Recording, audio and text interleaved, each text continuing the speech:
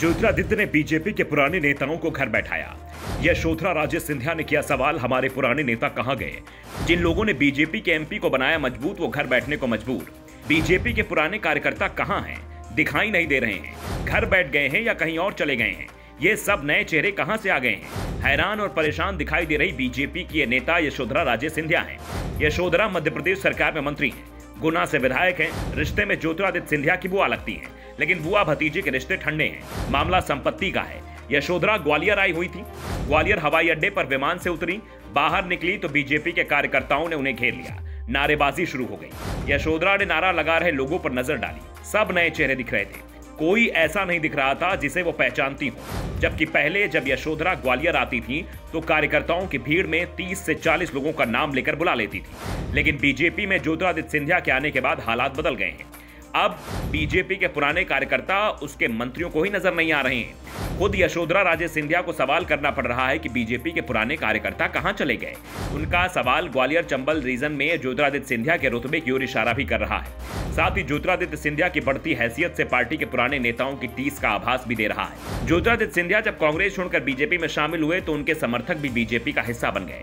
सिंधिया के बीजेपी में आने के बाद बीजेपी ने ग्वालियर चंबल रीजन में कई कार्यक्रम किए, जिसमें सिंधिया समर्थक नेता और कार्यकर्ता सैकड़ों की संख्या में बीजेपी में शामिल हुए।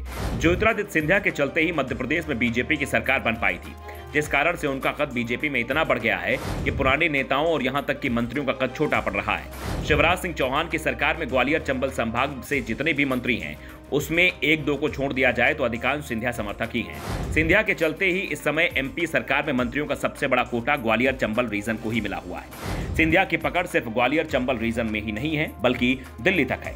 बीजेपी हाईकमान की आंखों के वो तारे बने हुए हैं। पीएम मोदी और गृह मंत्री अमित शाह समय समय पर उनकी तारीफ करते रहते हैं।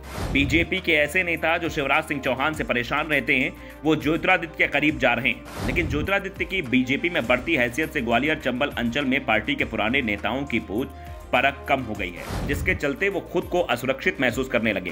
कई बड़े नेता तो घर बैठ गए हैं। सच तो यह है कि एयरपोर्ट पर पार्टी के पुराने कार्यकर्ताओं के बहाने यशोधरा अपनी ही हैसियत तलाश रही थी, जिसकी उन्हें बीजेपी से उम्मीद है। ये तो पार्टी के सभी पुराने नेताओं का सवाल है जो ज्योतिरादित्य सिंधिया के सामने खुद को बौना महसूस करने लगे हैं। वैसे यशोधरा के अपने भतीजे ज्योतिरादित्य के साथ अच्छे रिश्ते नहीं हैं। इसके पीछे सिंधिया परिवार का संपत्ति विवाद बड़ा कारण माना जाता है।